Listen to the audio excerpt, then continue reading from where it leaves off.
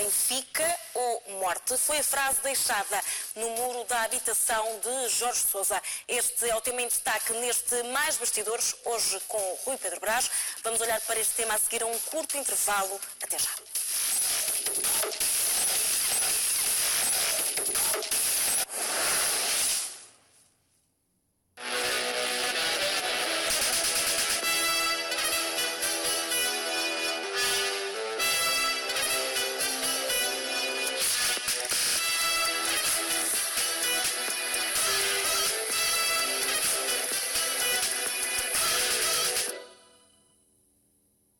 Ligue-se ao Universo TVI em qualquer parte do mundo.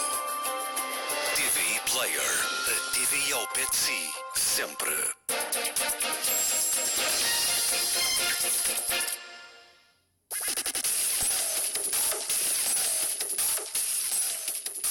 Estamos de volta neste Mais Bastidores com o tema da casa de Jorge Sousa, árbitro da partida amanhã entre Benfica e Santa Clara, que foi vandalizada. Benfica ou morte? Foi a frase escrita no muro da habitação do árbitro português Rui Pedro Brás, e já houve várias reações a esta situação. A Associação Portuguesa de Árbitros de Futebol garante que ainda assim o árbitro vai estar completamente focado para o jogo de amanhã. Boa tarde, Catarina. Nem podia ser de outra forma. Estamos a falar de uma carreira que é bastante escrutinada, uma carreira com uma visibilidade mediática tremenda. Quem segue a carreira de árbitro nos dias que correm sabe aquilo que vai, como nós que aqui estamos sentados sabemos aquilo que viemos e o tipo de abordagem que temos todos os dias, portanto faz parte. Creio que ninguém pode de maneira nenhuma deixar-se intimidar por um vândalo ou por meia dúzia de vândalos, ou seja o que for. É óbvio que o futebol português está a viver tempos muito conturbados, muito delicados. Isto não é de maneira nenhuma o ambiente que se deseja em termos daquilo que idealizamos para o futebol português, muito pelo contrário. Têm sido muitos os acontecimentos nos últimos anos relacionados com esta tensão que tem vindo a crescer. Agora, cabe aos clubes e também às entidades competentes que tutelam o futebol português criar situações, criar soluções para que este tipo de situação não continue a decorrer. Vamos por partes.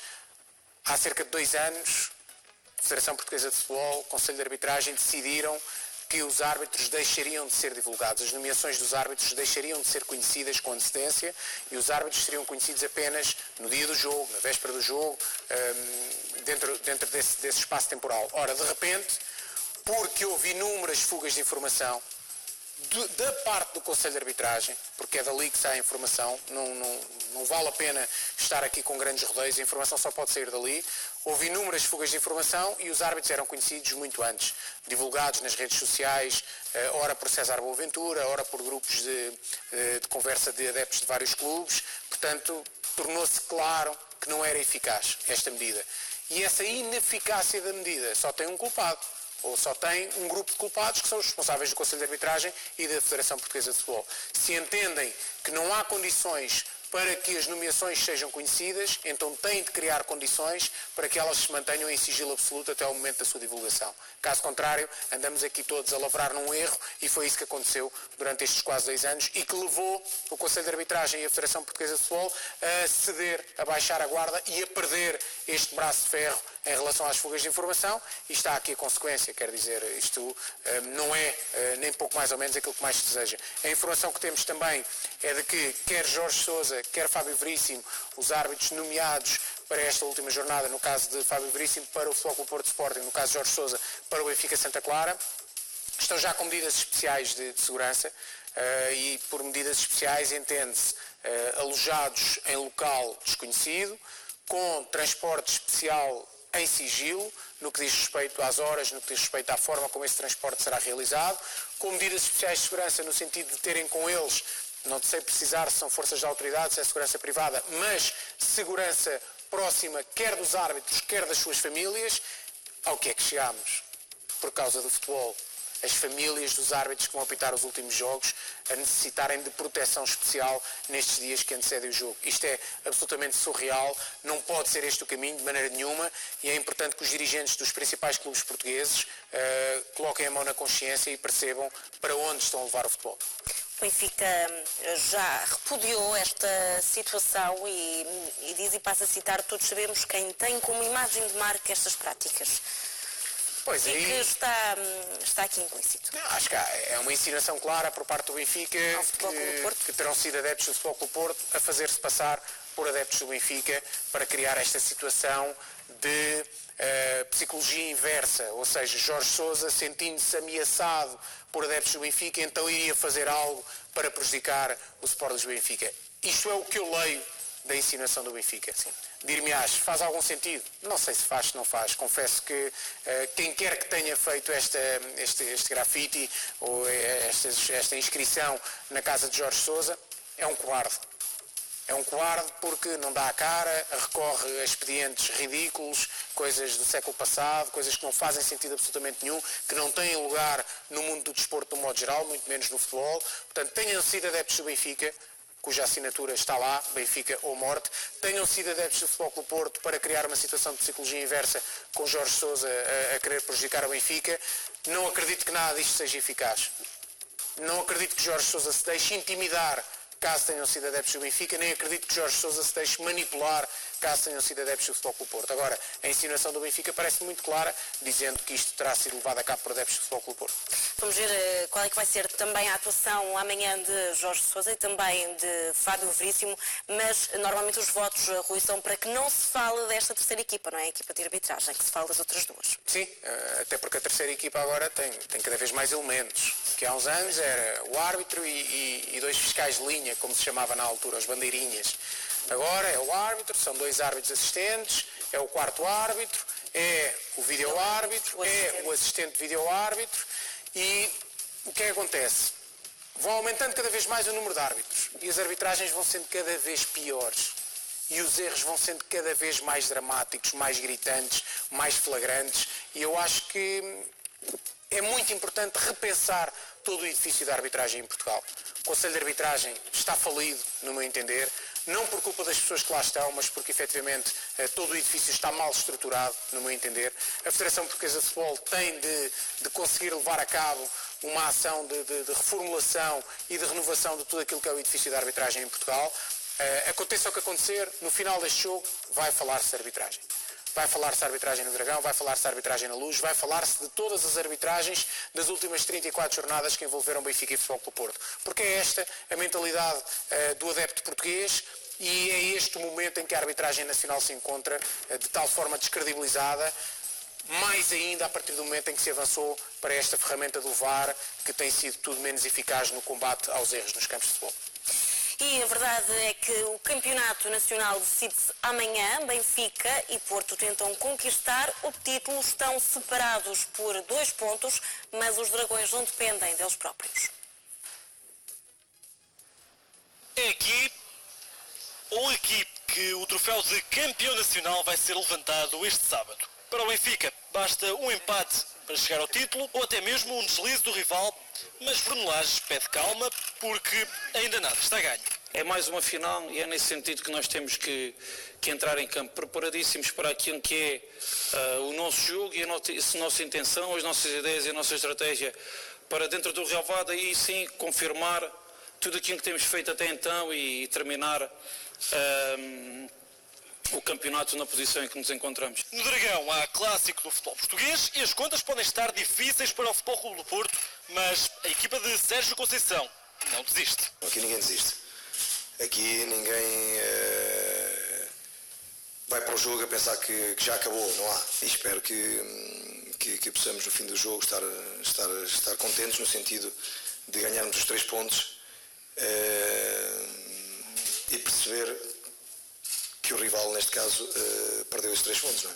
Do outro lado, o Futebol Clube do Porto vai encontrar o Sporting, que no campeonato já não luta por nada e que já tem os olhos postos na Taça de Portugal. 2 big clubs and I think all the players want to win these games, so this is why it's important. It's not important for the points anymore, but just for the win, and we have players who want to win every game, the same for Porto. But we know that the game next week for us is more important. O Futebol Clube do Porto, Sporting e o Benfica Santa Clara jogam-se este sábado às 6:30 da tarde. E amanhã, por esta hora, já estará tudo preparado, Rui, para entrar em campo, para se começar então estes 2 jogos bastante decisivos. O que é que se espera no dia da manhã?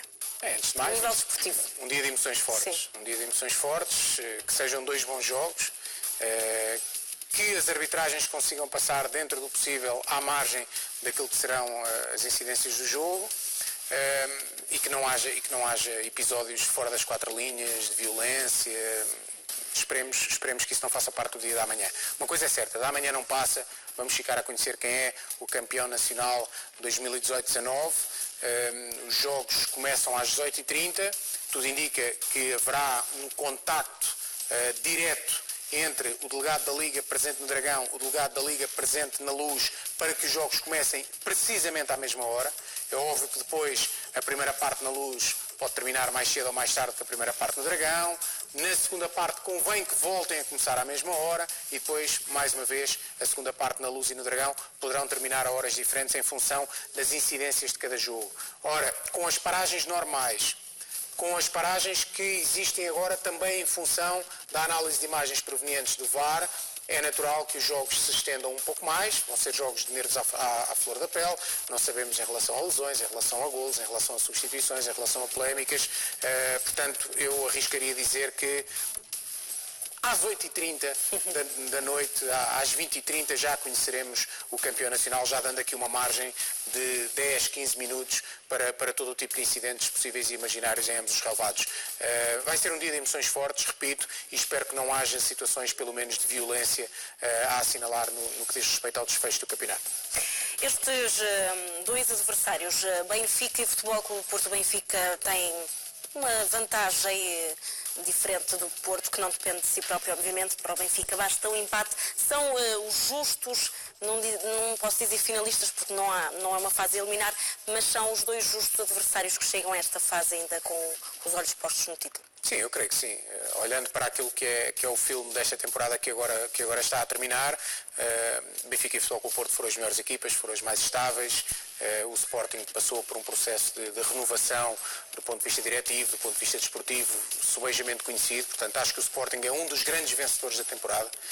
Este terceiro lugar vale muito mais do que apenas e só um terceiro lugar. Afinal, a Taça da Liga conquistada, afinal, a Taça de Portugal para conquistar. Acho que o Sporting é um dos grandes vencedores da temporada, aconteça o que acontecer até ao final da época. Agora, no que diz respeito ao campeonato propriamente dito, Benfica e Futebol Clube Porto são os justos candidatos em disputa na última jornada. O recorde de 88 pontos conseguido por Sérgio Conceição na temporada passada, por Rui Vitória no seu primeiro ano de Benfica, já vai ficar aquém. O Benfica no máximo pode chegar aos 87, o Futebol Clube Porto no máximo pode chegar aos 85, mas ainda assim é demonstrativo de grande capacidade por parte destas 2 equipas. No que diz respeito ao Benfica, uma segunda volta a roçar a perfeição. Caso o Benfica ganhe, amanhã terá apenas um empate em todos os jogos da segunda volta, frente ao Belenenses. No caso do Futebol Clube Porto, há que reconhecer o mérito tremendo de Sérgio Conceição, que, aconteça o que acontecer, atinge a barreira e supera provavelmente a barreira dos 170 pontos somados nas 2 épocas à frente do Futebol Clube Porto. E isto tem de merecer um grande realce, independentemente do Futebol Clube Porto ser campeão ou não. Há que reconhecer o trabalho desenvolvido por Sérgio Conceição, porque os resultados são, sem sombra de dúvida, o mais fiel diapasão da avaliação do trabalho desenvolvido. Mas quando um resultado não é alcançado, não se pode esquecer todo o trabalho que está para trás. Mesmo que o Futebol Clube Porto seja campeão, o trabalho desenvolvido por Sérgio Conceição merece nota de registro muito positivo. Mesmo que o Benfica não seja campeão, o trabalho feito por Bruno Lage, que apanhou a equipa a 7 pontos do líder e chega a esta última jornada com alta probabilidade de sagrar campeão, também tem de ser reconhecido, mesmo que perca o campeonato. E amanhã às 8h30, quem é que achas que é mais provável de ser o campeão? Em quem é que apostarias? Neste momento, eu não sou de apostar, nunca apostei um euro na minha vida, mas neste momento eu creio que as casas de apostas dão uma vantagem muito significativa ao Benfica, porque tem 2 pontos de vantagem, porque mesmo empatando e com vitória do Futebol Clube Porto, o Benfica sagrar-se-á campeão em função da vantagem no confronto direto, porque joga em casa frente ao Santa Clara, que é um adversário teoricamente mais modesto que o Sporting Clube Portugal. Portanto, tudo somado, o Benfica é neste momento favorito. Mas já vimos acontecer tanta coisa, já vimos que em futebol tudo é possível, literalmente tudo é possível, portanto, só após o apito final em ambos os estádios é que poderemos ter a certeza de quem será o campeão. Vamos olhar agora para estes dois adversários, Benfica e Futebol Clube do Porto, um pouco mais a fundo, e para aquela que é uma das figuras desta época do Benfica, Bruno Lage, que pode mesmo chegar a um recorde absoluto. Sim, o recorde neste momento está na posse de Rui Vitória, que fez uma segunda volta quase imaculada no ano do seu primeiro título na Luz, onde perdeu apenas para o Futebol Clube do Porto, com uma exibição tremenda de Iker Casillas. Estava José Peseiro no banco no Estádio da Luz, nessa noite em que o Futebol Clube do Porto conseguiu vencer o Clássico na casa do eterno rival. Nesse ano, Rui Vitória conseguiu 16 vitórias e uma derrota na segunda volta. Ora, Bruno Lage pode fazer um pouco melhor, pode somar mais um ponto, fazendo uma segunda volta com 16 vitórias e um empate. Esse tal jogo frente ao Belenenses, em que o Benfica esteve a vencer por 2-0 e depois deixou-se empatar a 2 golos com 2 erros clamorosos de Odisseas Vlachodimos e de Rubén Dias. Portanto, vamos ver até que ponto é que isso se confirma, vamos ver se Bruno Lage consegue chegar a esse recorde absoluto logo no seu ano de estreia. Seria efetivamente um feito assinalável para este jovem técnico de 43 anos que iniciou a temporada ao serviço da equipa B. E Bruno Lage referiu que esta é mais uma final, que só a vitória interessa, mas se for uma vitória e um final de campeonato com 100 golos marcados, achas obviamente que traria felicidade ao técnico, não é? É algo que já não se vê desde os anos 60, desde os tempos do Benfica de Eusébio. O Benfica tem neste momento 99 golos marcados, é um registro absolutamente extraordinário. Marcando 3 iguala esse recorde, marcando 4 bate esse recorde. Portanto, se o Benfica mantiver a senda goleadora que tem vindo a demonstrar em jogos recentes, como no jogo em Braga, como na recepção ao Portimonense, como na deslocação ao Moreira de Cónegos, caso o Benfica atinja esse número de 4 golos marcados, então será recordista absoluto no que diz respeito ao número de golos. Mas eu creio que neste momento aquilo que está na mente de todos os benfiquistas é vencer o jogo, nem que seja apenas por 1-0, por 2-1, seja o que for, interessa é ganhar para ficarem libertos de qualquer sobressalto que possa ocorrer nesta última jornada. Vamos também agora ouvir João Henriques, ele que é o técnico do Santa Clara. Disse então o treinador português que ao Santa Clara importa jogar como tem feito e honrar o trabalho feito esta temporada. Cada um dos campeonatos tem a sua história, cada um dos jogos tem a sua história e nós queremos fechar esta época da melhor forma, apresentando aquilo que foi a imagem de marca do Santa Clara desta época. Ansiosos apenas pela chegada do jogo, porque é um jogo que todos querem jogar. Sabem que olhos de milhões de pessoas estarão neste jogo, sabem que ao estarem a ser observados por tanta gente, tudo o que façam de bem feito é sobrevalorizado, portanto, ansiosos para que chegue o jogo, mas muito tranquilos naquilo que é as suas capacidades individuais e a capacidade coletiva da equipa. Rui, que palavras é que ficam do técnico Santa Clara que, apesar de, em termos pontuais, ainda poder subir uns lugares na classificação, em termos de objetivos no que toca a lugares europeus, já não poderá lá chegar? Achas que isso influencia o jogo de amanhã? A influenciar, creio que apenas e só pela positiva.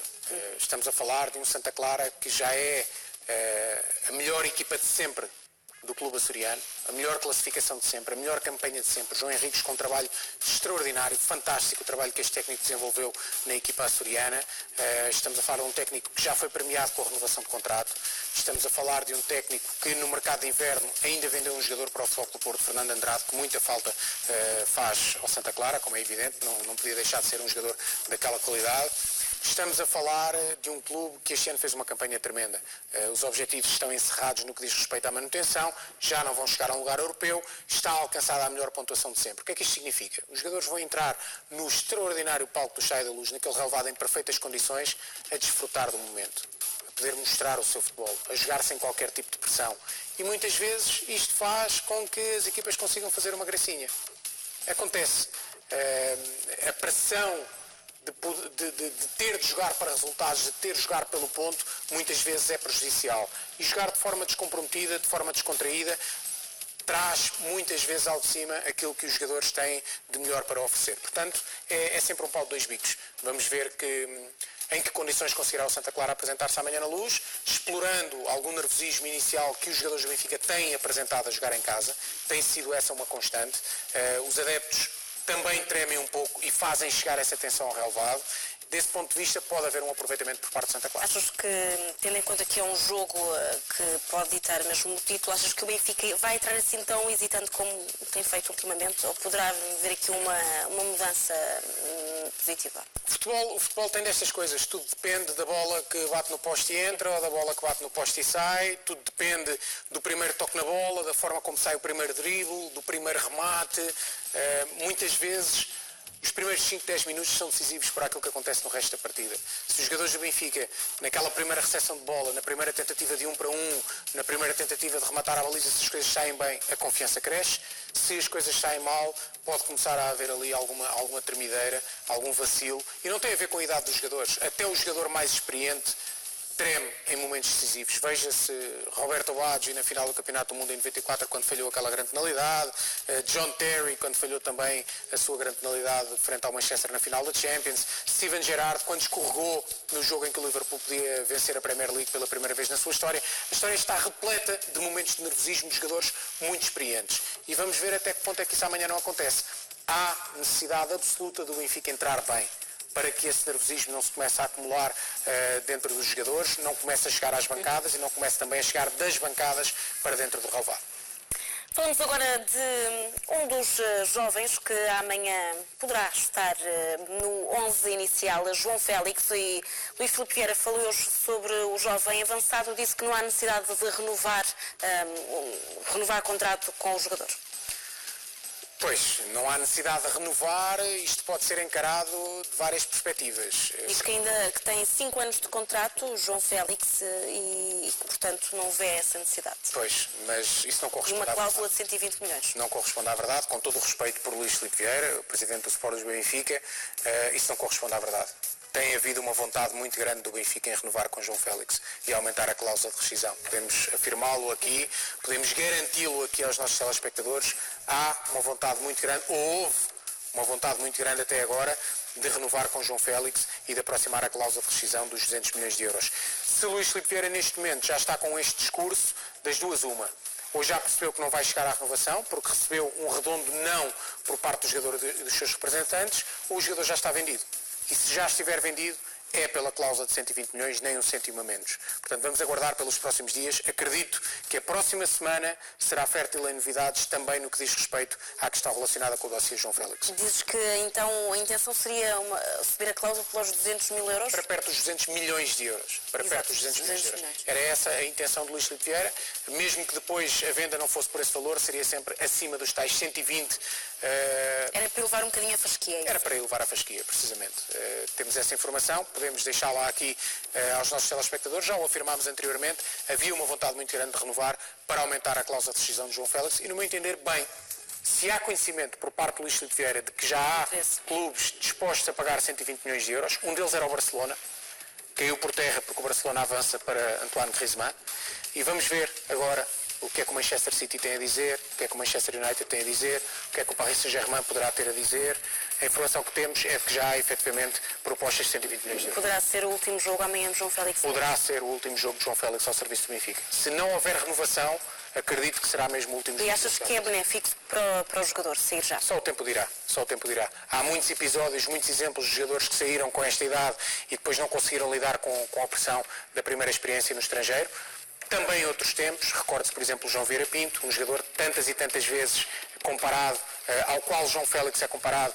João Vieira Pinto saiu sensivelmente com esta idade para o Atlético Madrid e andou sempre pelo Atlético madrileno, antes de regressar ao Boa Vista para depois ter a carreira fantástica que todos lhe reconhecemos. Mais recentemente, Renato Sanches, não correu bem a sua saída, então tem idade, mas temos outros exemplos, como o de Cristiano Ronaldo, que é o exemplo sempre recordado como um exemplo de sucesso, que saiu do Sporting com 18 anos e a história fala por si, é o melhor jogador de todos os tempos. Cada caso é um caso. Vai depender de João Félix, do clube onde for parar, do técnico com quem vai trabalhar, da estrutura que encontrar, do acompanhamento familiar, da cabeça do jogador, da sua capacidade. Há inúmeras condicionantes que podem levar ao sucesso ou insucesso do jogador nesta idade. Falamos agora de Ramírez, um jogador mais maduro do que João Félix. Poderá estar de regresso à luz e essa hipótese é cada vez mais provável? Sim, parece que sim. Vamos ver. Ramírez, internacional brasileiro, chegou ao Benfica em 2009, fez parte daquela equipa campeão, não é? de Jorge Jesus, que conquistou logo o título no primeiro ano do técnico na Luz, aquele rolo compressor, como ficou conhecida aquela equipa. Chegou por 7 milhões e meio, foi vendido pouco tempo depois por 22 milhões e meio, portanto era uma venda que já estava estipulada para o Chelsea. Entretanto, rumou à China.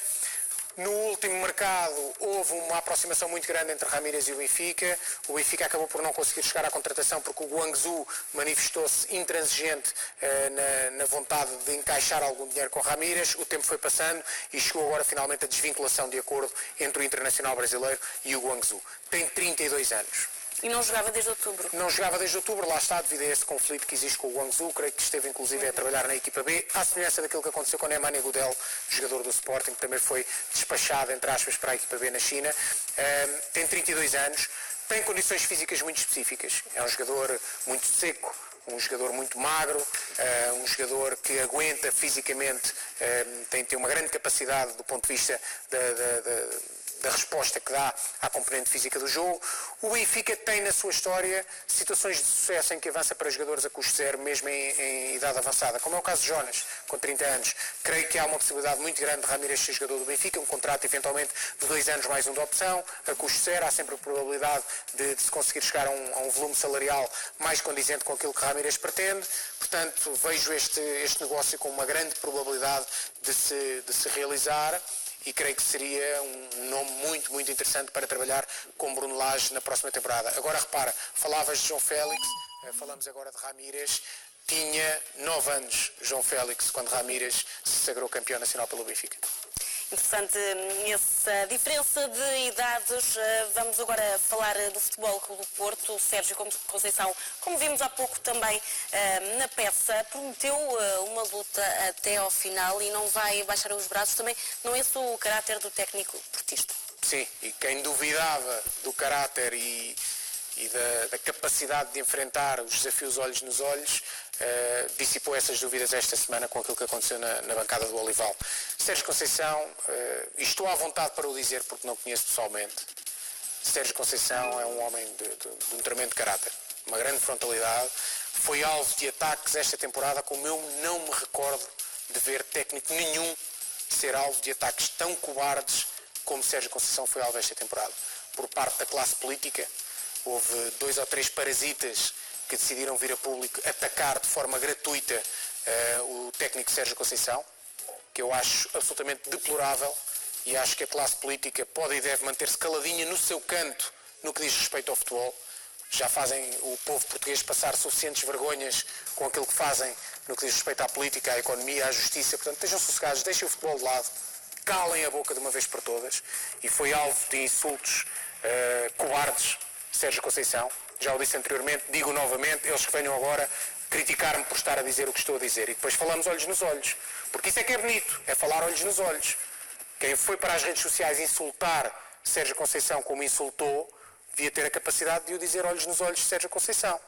E depois, se calhar, sofreu na pele as consequências. E o mesmo digo eu agora, são cobardes esses políticos que vão para as redes sociais manifestar este tipo de expressão ridícula, estúpida e idiota. À margem disso, Sérgio Conceição foi alvo também de situações dentro do próprio clube. Aquilo que aconteceu na bancada do Estádio do Dragão, aquilo que aconteceu na bancada do Olival. O técnico do Futebol Clube do Porto merece respeito.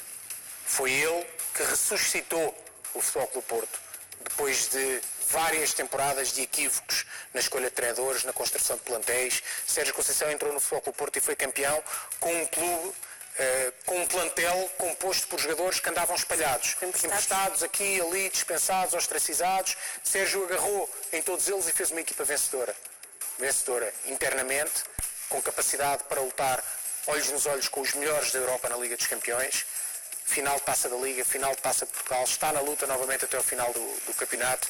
Portanto, respeito por Sérgio Conceição. E aquilo que aconteceu no Olival, a informação que nós temos detalhada não é a que vem nos órgãos de comunicação social. Sérgio Conceição ouviu durante muito tempo o seu filho a ser insultado, ofendido, vernado lá a atacar Rodrigo Conceição, e Sérgio Conceição aguentou, porque sabe que o futebol é assim. Naquele momento não estavam a insultar Rodrigo Conceição, estavam a insultar um jogador do Benfica. E Sérgio sabe que as coisas são assim.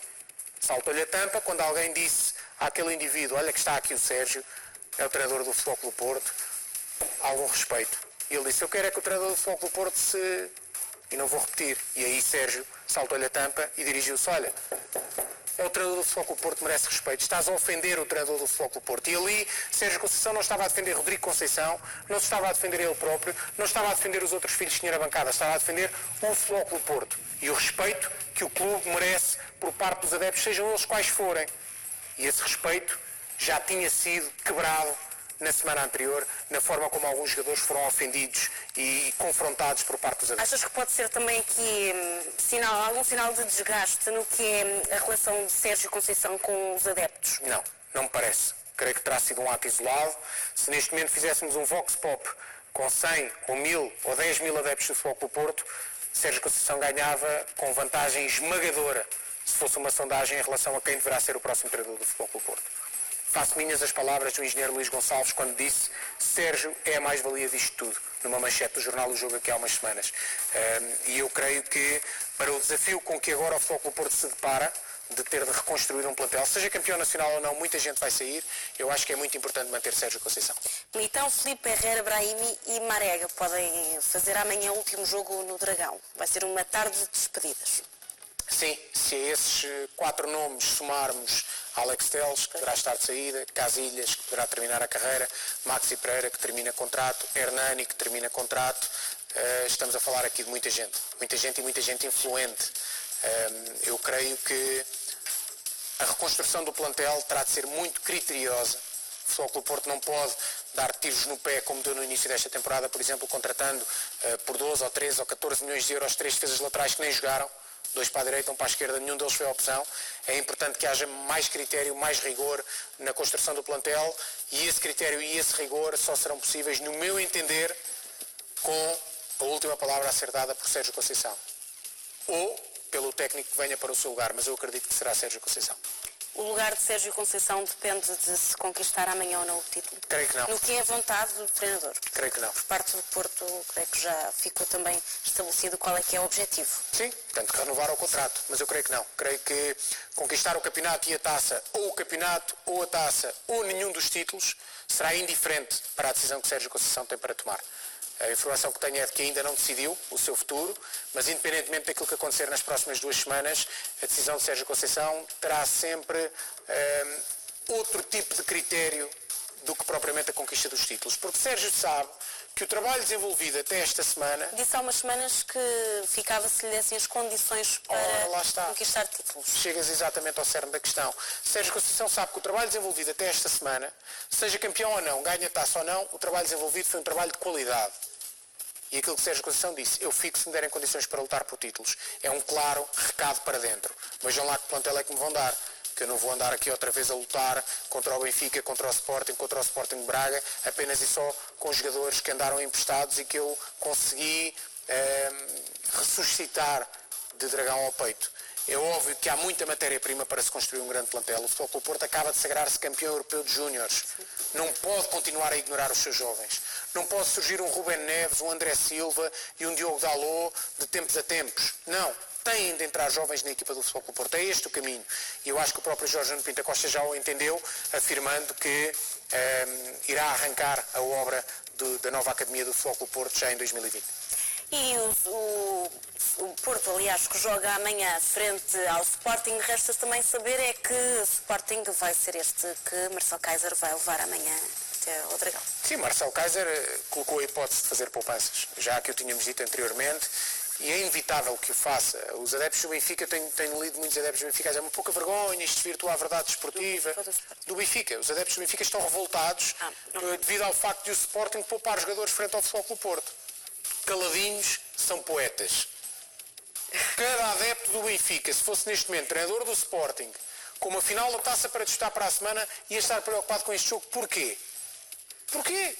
O Sporting já não perde o 3º lugar, já não chega ao 2º, tem uma taça de Portugal para conquistar para a semana, vai arriscar castigos e lesões no jogo em que o Futebol Clube do Porto tem de entrar com tudo. Porquê? Tenham juízo, parem de levantar suspeições, parem de proferir disparates nas redes sociais. A idiotice está muito barata nas redes sociais, muito barata. É chegar e debitar disparates. Tenham juízo. Acho que faz muito bem Marcel Keizer em poupar jogadores frente ao Futebol Clube do Porto. Eu faria o mesmo, porque Marcel Keizer só tem uma missão: defender os interesses do Sporting, não é os do Benfica. Os interesses do Sporting é o Sporting que lhe paga, é com o Sporting que ele tem de se preocupar, e a preocupação neste momento tem de estar no Jamor, que é um título que o Sporting persegue já há muitos anos e que pode conquistar este ano, e que seria uma espécie de catarse um ano depois daquilo que aconteceu o ano passado frente ao Desportivo das Aves no Jamor, numa final que ficará para sempre para a história como um dos momentos mais bizarros do futebol português. No que toca Bruno Fernandes, e essa também é uma das questões para o jogo de amanhã, deverá ou não ser poupado. A verdade é que Bruno Fernandes está muito perto de conquistar aqui uma marca também histórica. Pois, isso é uma questão já paralela. Acho que isto tem de partir de uma conversa entre o jogador e o técnico. Que tipo de valorização faz Bruno Fernandes do facto de poder tornar-se no primeiro médio da história a sagrar-se melhor marcador da Liga Portuguesa? Seria histórico, inédito, nunca aconteceu. E que tipo de valorização faz Marcel Keizer da necessidade de gerir a situação, a condição de Bruno Fernandes para garantir que o tem disponível para a final da taça?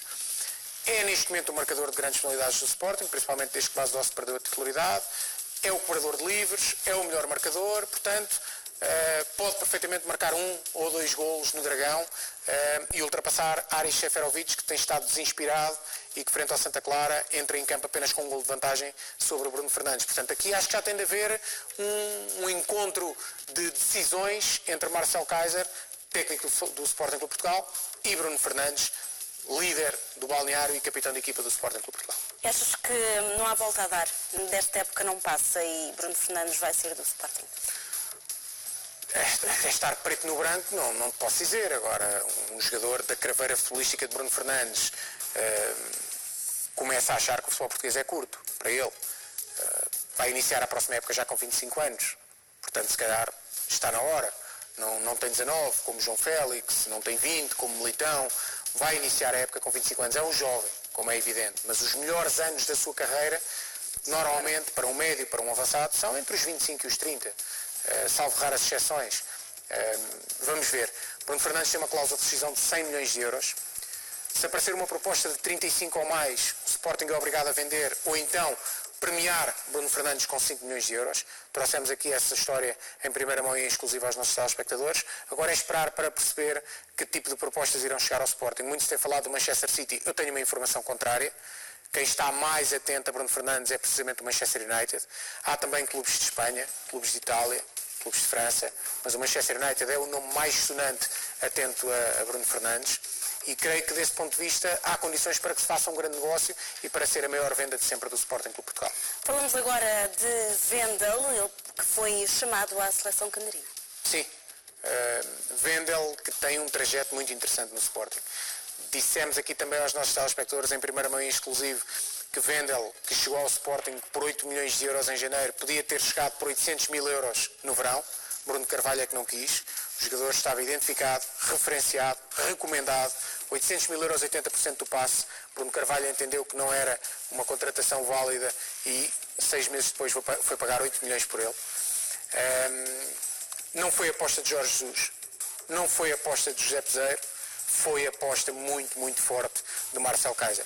Grande jogador, uma dinâmica tremenda, premiado agora com a chamada à Seleção Olímpica Brasileira para o torneio de Toulon, um torneio onde passaram os maiores jogadores do mundo, e creio que o Sporting tem aqui um jogador que, no caso de se verificar essa saída de Bruno Fernandes, tem tudo para ser o líder do meio campo na próxima temporada.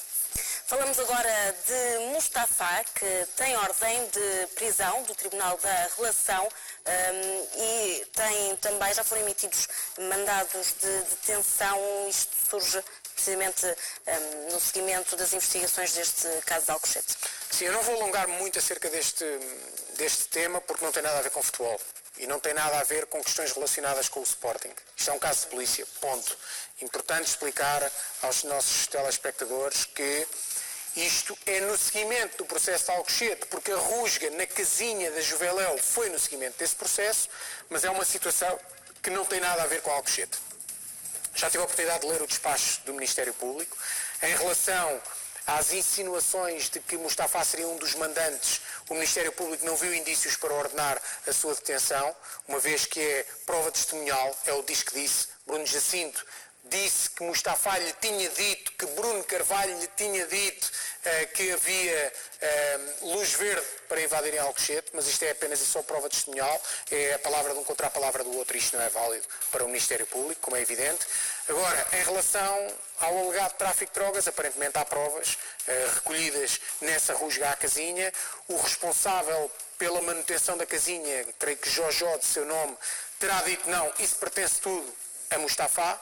Portanto, a partir de agora as autoridades terão de fazer o seu trabalho. É um caso de polícia, não tem nada a ver com futebol, não tem nada a ver com o Sporting, não quero alongar muito acerca disso. Olha, também outro caso de polícia, o de Rui Pinto. A Federação Portuguesa de Futebol e a UEFA tinham pedido para ser assistentes neste processo, mas esse pedido foi indeferido. Pois, vamos ver. Eu acho que não tem nada a ver com futebol também esta situação. Eu acho que se as entidades que detiveram Rui Pinto e que estão a analisar este processo entendessem que o mais grave que se encontra nos mails hackeados por Rui Pinto tivesse a ver com futebol, então iria permitir que a Federação Portuguesa de Futebol e a UEFA se consistissem em assistentes. Eu acho que vamos descobrir situações muito mais perigosas e graves para a sociedade civil do que propriamente questões relacionadas com futebol. Vamos ver, é apenas um pressentimento que eu tenho. E falamos também de uma notícia que chegou esta sexta-feira e é relativa também a Bruno Lage e Sérgio Conceição, que foram suspensos pela UEFA por um jogo. A suspensão do técnico do Benfica surge na sequência de protestos no jogo entre o Benfica e o Eintracht de Frankfurt, jogo em que Bruno Lage foi expulso. Já a suspensão de Sérgio Conceição deve-se a uma reincidência. Depois de um atraso no jogo entre o Futebol Clube Porto e Liverpool, os dois técnicos estão fora do primeiro jogo europeu da próxima temporada. Esta é também uma notícia que chegou que foi divulgada, aliás, na tarde desta sexta-feira, Rui. Vamos por partes. Caso Bruno Lage... Ainda falta muito até o primeiro jogo europeu da próxima temporada. Precisamente. Caso Bruno Lage e Sérgio Conceição sejam os treinadores do Benfica e Futebol Clube Porto na próxima temporada, um deles vai falhar um jogo já em agosto, de pré-eliminatória de Liga dos Campeões, e o outro irá falhar o primeiro jogo da fase de grupos da Liga dos Campeões em setembro, independentemente de quem for o campeão. Caso um ou ambos saiam dos clubes, vão cumprir este castigo ao serviço do clube para onde forem. É uma situação simples, cujo desfecho não sabemos, porque não sabemos quem vai ser o campeão, onde vão estar estes treinadores, mas se ambos se mantiverem, um falha para a eliminatória de acesso à Champions, outro falha o primeiro jogo da fase de grupos da Champions. Olha, enquanto estes dois técnicos estão com este tipo de problemas, não é? Pensar no jogo de amanhã se vão ser ou não campeões, nesta suspensão da UEFA, há um técnico que já está descansado porque já tem um título no bolso. Esta temporada é Rui Vitória. Grande Rui Vitória, um forte abraço para o ex-treinador do Sport Lisboa e Benfica, um homem íntegro, de grande dignidade, que passou por muito esta temporada, não merecia a forma como foi enxovalhado por parte de muitos adeptos do Benfica. Campeão na Arábia Saudita, num clube em que entrou atrás do primeiro classificado na altura, o Al Hilal, ao serviço do Al Nassr, conseguiu vencer no confronto direto o ex-clube de Jorge Jesus e acaba por se sagrar campeão. O Benfica, sendo campeão, como é evidente, o título será atribuído a Bruno Lage, mas no contrato de Rui Vitória está lá o prémio pela conquista do título. E a não ser que no momento de rescisão tenha ficado especificado que não teria direito a mais qualquer prémio, então vai ter de receber o prémio de campeão nacional do Benfica. E uma vez que já vive na Arábia Saudita com um regime de tributação muito específico, deverá receber o prémio do Benfica por inteiro e deverá receber o prémio da Arábia Saudita por inteiro, uma vez que na Arábia Saudita não paga impostos. Portanto, pode ser aqui um jackpot a Rui Vitória. Falamos agora de outro técnico português também, Paulo Fonseca, que venceu esta semana a Taça da Ucrânia. Sim, é a quarta taça consecutiva para Paulo Fonseca. Uma ao serviço do Sporting Braga, 3 ao serviço do Shakhtar Donetsk. mais uma taça à qual pode acrescentar mais uma dobradinha, que é um feito que também já alcançou no futebol ucraniano. Creio que seria a melhor despedida possível para Paulo Fonseca, para Nuno Campos, para a restante equipe técnica no Shakhtar Donetsk, era conquistar a dobradinha. Está na hora de rumar a ligas de outra dimensão. Eu creio que Paulo Fonseca na próxima temporada irá treinar na Premier League. Espero que assim aconteça, espero que se junte a Nuno Espírito Santo, a Marco Silva.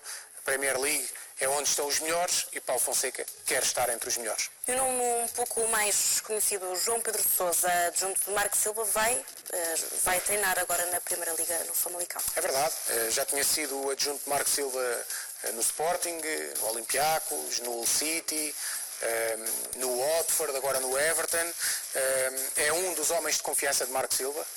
Quem o conhece garante-me que é um técnico de tremendo futuro. Deverá ser o treinador do Famalicão neste regresso do histórico nortenho ao futebol português. O Famalicão é um dos clubes que fazem falta na Primeira Liga. Tem adeptos, tem tradição, tem história, leva público aos estádios em casa e fora. Mais clubes destes, por favor, na Primeira Liga, desde que tenham capacidade e mérito para lá estar. Toda a sorte do mundo para João Pedro Sousa nesta nova experiência.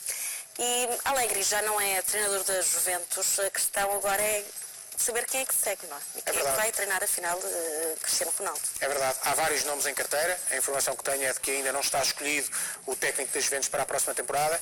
Seja quem for, vai entrar com uma tarefa muito, muito difícil. Pegar numa equipa que ganhou os últimos 8 títulos de campeão nacional, 5 deles sob o comando técnico de Massimiliano Allegri, terá de ganhar a Liga Italiana e terá de tentar fazer melhor na Champions. Portanto, vamos ver que plantel terá as Juventus na próxima temporada, que técnico terá as Juventus na próxima temporada. Uma coisa é certa, terá Cristiano Ronaldo e isso é meio que quem é que poderia enquadrar nesta equipa da Juventus? Não quero entrar por aí, até porque tenho conhecimento de alguns nomes que estão em carteira neste momento, mas não me quero alongar. Vamos ter de aguardar para perceberem quem irá recair a escolha. Poderá ser um técnico português? Não me queria alongar acerca desse detalhe, não me leves a mal. Para terminar, falamos de Luka Jovic, que poderá estar a caminho do Real Madrid, pelo menos é isso que diz também a imprensa alemã. Rui, é aqui um bom percurso também para o jogador. Sim, a imprensa espanhola. O jornal Marca, normalmente muito bem informado acerca de situações relacionadas com o Real Madrid, fala novamente em 70 milhões de euros. E a confirmar-se, são mais 14 milhões de euros que podem entrar nos cofres da Luz, uma vez que tem direito a